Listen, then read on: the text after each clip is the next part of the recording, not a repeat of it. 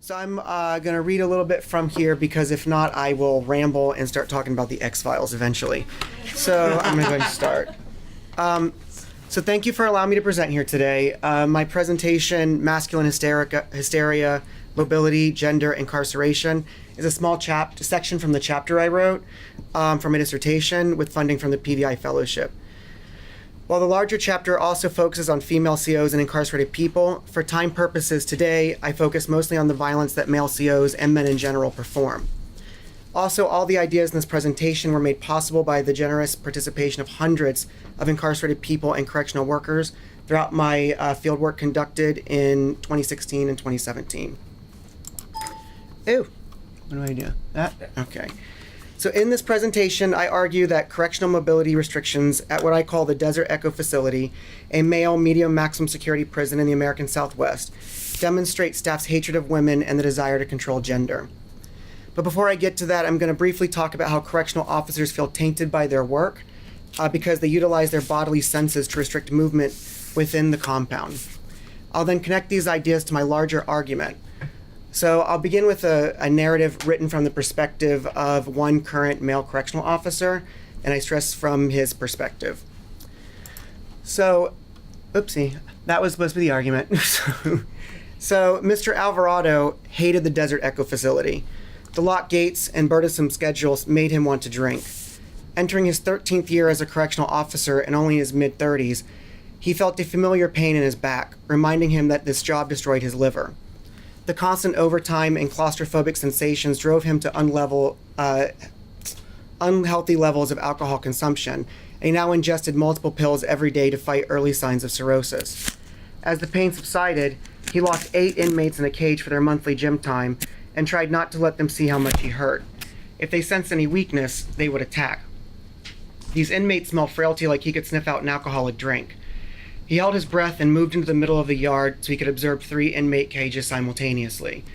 The razor wire atop the fences glistened in the morning sun, bringing forth memories of shiny metal in the Iraqi desert where the Marines stationed him for 2 years. As gym time ended, he moved with the inmates back to their level 4 security units to begin his next shift, carefully watching how fast they moved, who they got close to, and their gait. And as he locked them into their cells, many inmates cracked jokes about his large frame and his dark skin, and he smiled back a few lines about how they must really desire him if they look at him so much. He learned a long time ago that joking about the inmates' insults usually ended the mockery, though many COs never seemed to learn this important lesson. But even as he joked with them, he never forgot that inmates presented a constant danger, so he ensured every cell was locked. The things in these cages need to be locked down for as long as possible, he thought to himself, because once they gained free movement, all hell would break loose. He walked the security center in the unit and sat with his brother-in-law, who also worked in the CO in the facility. He immediately began filling out his paperwork, a daily log form where he time-stamped his rounds, inmate movements, and skirmishes. His body continued to ache from cirrhosis and from daily correctional stress, making him wish he could leave. But he knew he was trapped in this environment, although he tried to tell himself that he wasn't an inmate. They deserve to be locked in here, he said, and he understood how important it was to make sure they didn't come into any contact with anyone or anything they could harm. Their movement was dangerous, and all correctional officers felt that inmates were capable of extreme violence. Inmate lives didn't really matter, even if they had loved ones back home. But what interrupted his minimal sleep, drove him to drink, and caused him to shout out horrific language at the ones he loved most, was the thought that he was just like the inmates. Sure, he could leave the DEF at the end of the shift, but he was locked inside these walls day after day. Like the inmates, his language grew coarse, and he often held back strong urges to physically lash out at everyone around him. But he would not fall. He was stronger and more human than every inmate under his command, he repeated to himself. These inmates need to be physically and socially immobilized. After all, they're in here for a reason. So correctional staff perform what sociologist Everett Hughes calls dirty work, or societal labor considered physically, morally, or socially tainted that wounds employee dignity because it runs counter to heroic narratives or moral conceptions. Dirty workers carry out tasks that many people view as shameful, disgusting, and degrading, including but not limited to preparing dead bodies for burial, handling waste products, performing domestic and sex work, and coming into repeated contact with stigmatized populations. Within correctional environments, correctional officers find themselves navigating the stigma of working with incarcerated people as a result of labor deemed physically disgusting, like escorting captives to the bathroom and performing strip searches, labor that's socially tainted, such as performing servile work for disappeared peoples, and morally questionable labor. But many COs claim that it's all worth it because this work keeps order in both the prison and the larger society. Now, maintaining order requires COs to scrutinize incarcerated people's physical movement, from their gait and their speed to their physical location, and even their relationships, all while performing dozens of minuscule mobility controls. Throughout their labor routines, DEF correctional workers lock captives in cages and shackles, observe and patrol the prison grounds, listen for danger, and restrict access to the compound. This mobility work proves exhausting for most DEF correctional officers because they feel that if they make one mistake, they will be responsible if any violence occurs on the compound. Many COs falter under this pressure, turning to alcohol, narcotics, and physical violence, even as they double down on notions of order within the compound.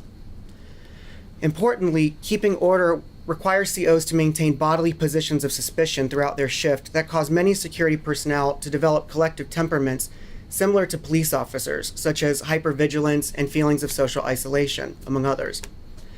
In the context of many prison environments, suspicion has become associated with an action readiness that manifests perpetual bodily stimuli. Worse, DEF officers repeatedly informed me that they could not always control how their body reacts because of working in a prison. Their heart beats uncontrollably, they begin to sweat, their breath becomes shallow, they shake. At the same time, COs are outnumbered by their captives and constantly worry about violent victimization, all while believing themselves to be acting as the first line of defense for prison order.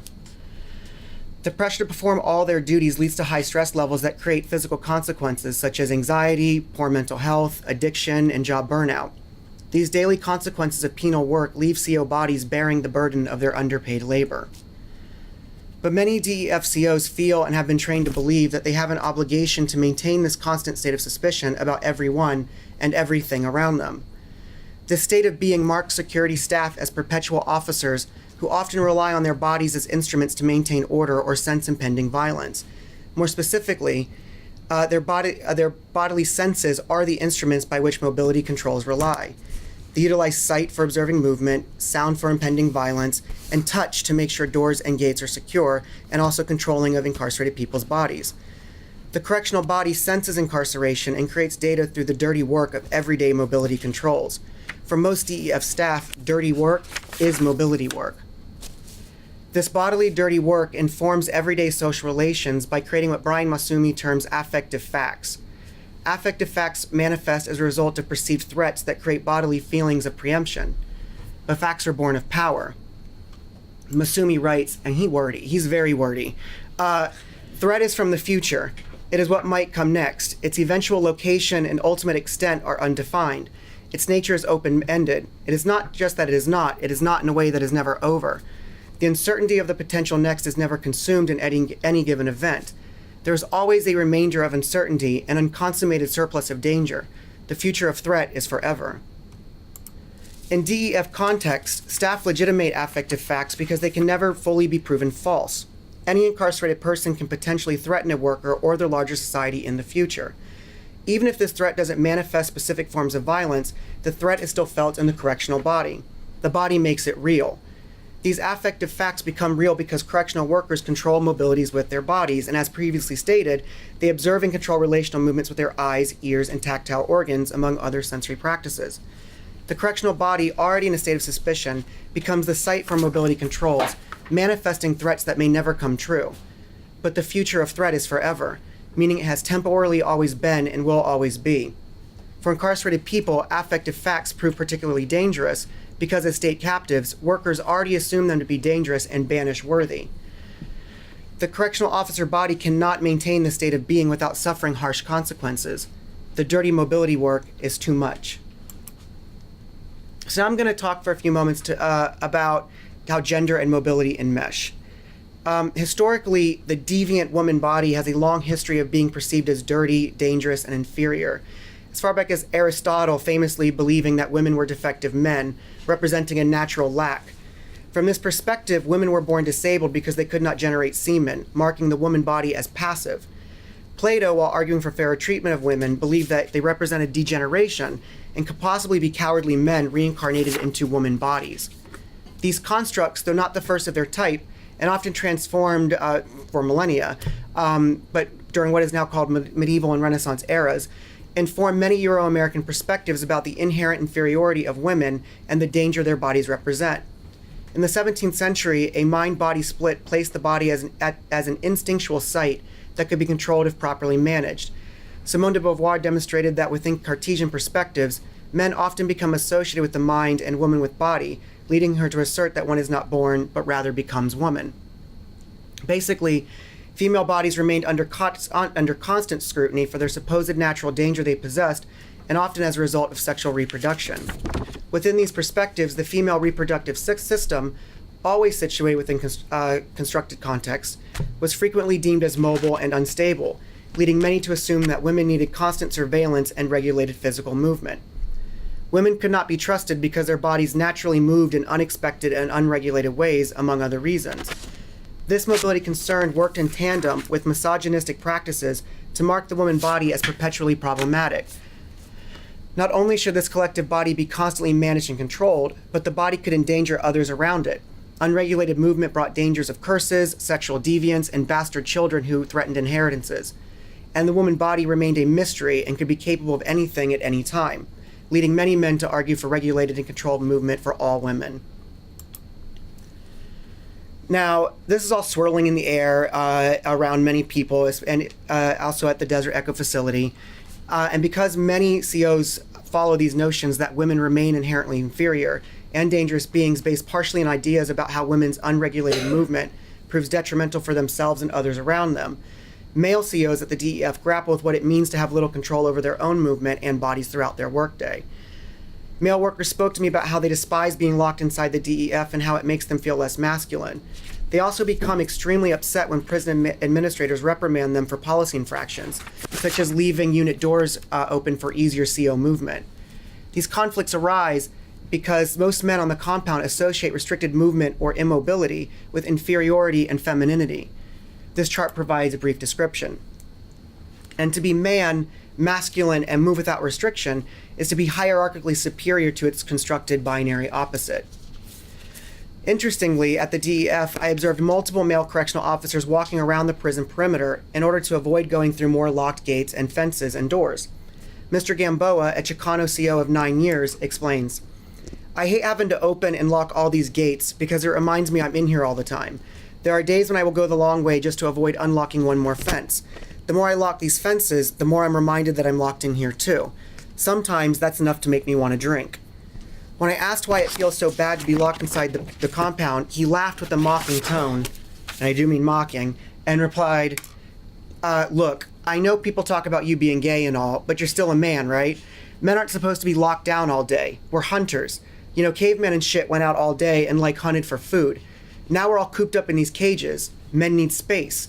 We aren't supposed to be all controlled like animals. So if it means going the long way to get out of here, I'll do it just to avoid closing one more fucking door." Mr. Alvarado follows a specific hunter-gatherer trope that archaeologists Margaret W. Conkey and Janet D. Spector have thoroughly debunked decades ago.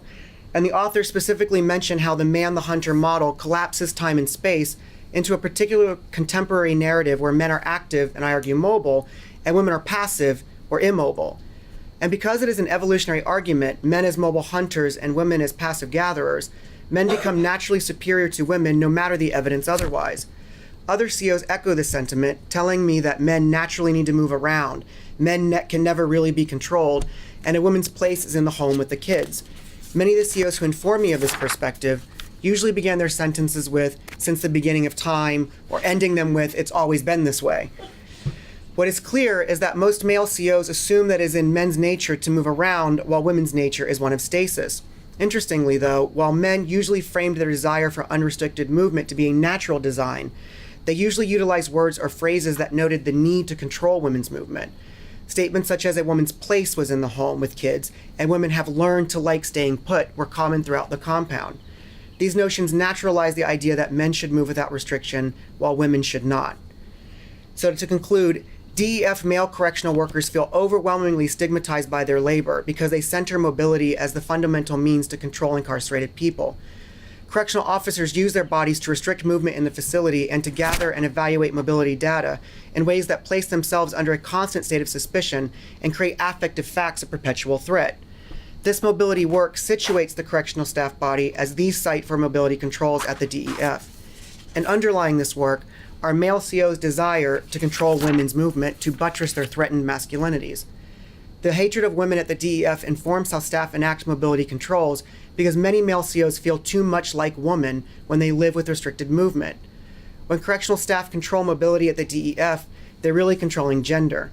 And women and incarcerated people must contend with the violent consequences of male CO's hysteria, largely due to their fragile masculinities. Thank you. And that's it. Thank you. Keep going.